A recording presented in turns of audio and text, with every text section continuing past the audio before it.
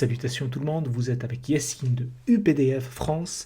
J'espère que vous allez bien et aujourd'hui nous allons voir comment réaliser une recherche académique poussée par l'intelligence artificielle avec UPDF. Donc, sans plus tarder, on passe à notre tutoriel.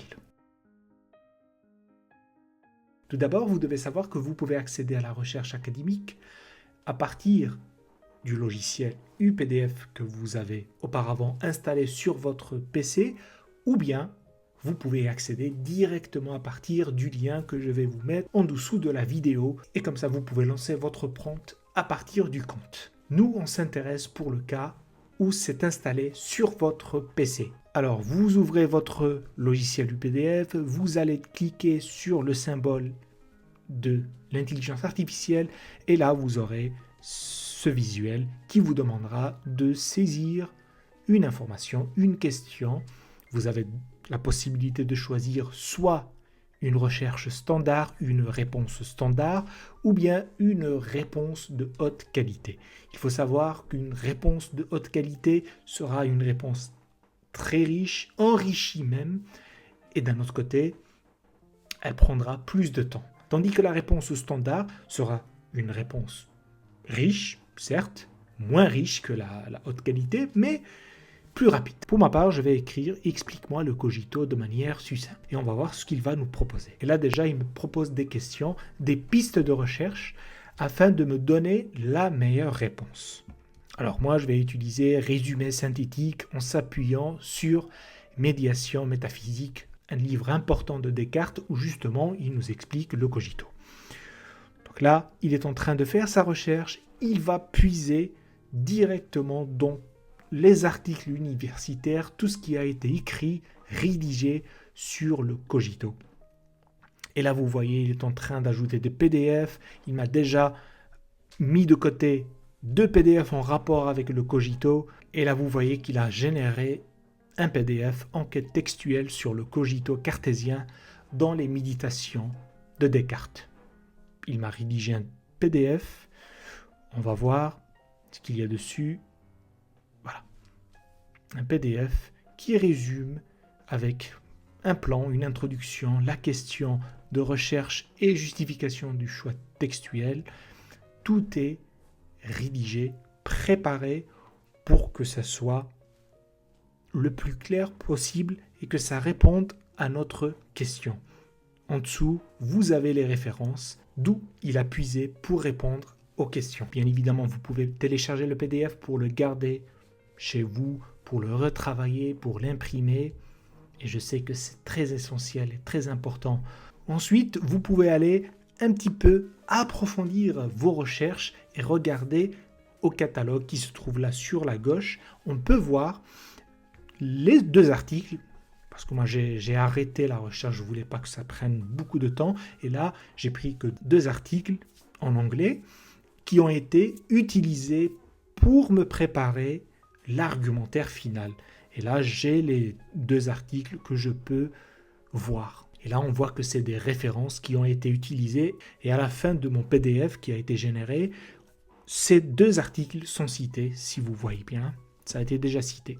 Autre point essentiel, on peut cliquer sur l'article qu'on désire et discuter avec, c'est-à-dire lui demander de nous expliquer tel ou tel paragraphe, d'approfondir les concepts et les notions qui sont traitées à l'intérieur de cet article. On peut choisir l'article qu'on désire, on peut faire coïncider ou faire parler, discuter les 2 articles pour avoir plus d'informations, plus de pistes en rapport avec notre thématique. Par exemple, ici, je lui demande de m'expliquer le cogito en une phrase et surtout de me l'expliquer en fonction de mon article et non pas en fonction du PDF généré à la base. Là, comme vous le voyez, je cible directement l'article. Autre chose, je peux lui demander de m'expliquer un autre article. Et pour cela, il faut soit cliquer sur l'arrobase ou bien taper à l'aide de votre clavier arrobase pour citer ou renvoyer vers un autre article, vers un autre PDF. Et comme ça, UPDF, l'intelligence artificielle, va l'utiliser pour répondre justement à votre question. Ici, je lui demande par exemple de me résumer le deuxième article. Et je peux même, par exemple là, diffractivement, je lui demande que signifie diffractivement. Il va me donner la définition, me l'expliquer. Et pourtant, ce mot se trouve dans le deuxième article universitaire. Parallèlement, on peut traduire un article sans avoir à écrire un prompt pour dire « Est-ce que tu peux me traduire cet article ?» Il faudra cliquer ici et vous allez tout simplement voir la magie s'opérer. UPDF arrive, grâce à l'intelligence artificielle, de traduire instantanément un article ou un document PDF. Ici, comme vous pouvez le voir, on peut traduire. Il y a deux possibilités, soit une traduction côte à côte, avoir la version originale et la version traduite côte à côte, ou bien traduction page par page. On va prendre la traduction côte à côte, le premier article, et là, directement, j'ai les deux versions, la version originale en anglais et la version traduite en français. Je peux aussi faire une traduction page à page, et là, je sélectionne les pages que je désire traduire pour cibler les pages qui m'intéressent, et il va procéder à une traduction du texte. Il va me l'injecter dans le fil de discussion. Ce ne sera pas un PDF ou ça ne sera pas côte à côte, mais ça sera à l'intérieur de la discussion.